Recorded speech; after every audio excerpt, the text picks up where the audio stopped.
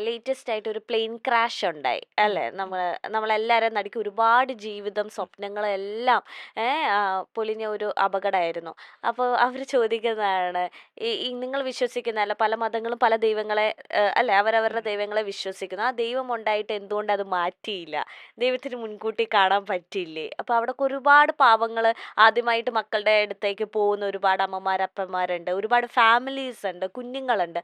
അപ്പോൾ ഈ plain crash നിങ്ങൾ വിശ്വസിക്കുന്ന ദൈവം ഉണ്ടെങ്കിൽ അത് മാറ്റിക്കളഞ്ഞൂടെ എന്ന് ചോദിക്കുന്നവരോട് എന്താണ് അച്ഛന് പറയാനുള്ളത്? ഇതിനകത്ത് ആദ്യം പറയാവുന്ന ഒരു കാര്യം എന്ന് പറഞ്ഞാൽ, ഉം, ഈ ദൈവവിശ്വാസിക്കും നിരീശ്വരവാദിക്കും ഉം, ഒരു ദൈവസങ്കല്പമുണ്ട്. ഉം, നിരീശ്വരവാദിക്കും ഉണ്ട് ഒരു ദൈവസങ്കല്പം. അതുകൊണ്ടാണ് ഈ ചോദ്യം തന്നെ വരുന്നത്. അതെ.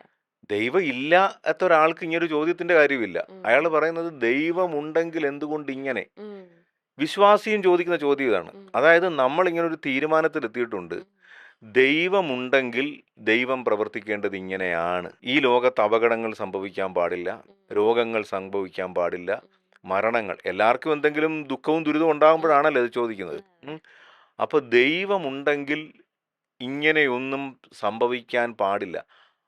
ആദ്യം നമ്മൾ അറിയേണ്ടത്, ഈ ദൈവം എന്ന് നമ്മൾ പറയുന്നതെന്ന് പറഞ്ഞാൽ നമുക്ക് ചിന്തിച്ചെത്താൻ പറ്റുന്ന ഒരു സംഭവമല്ല. ഉം,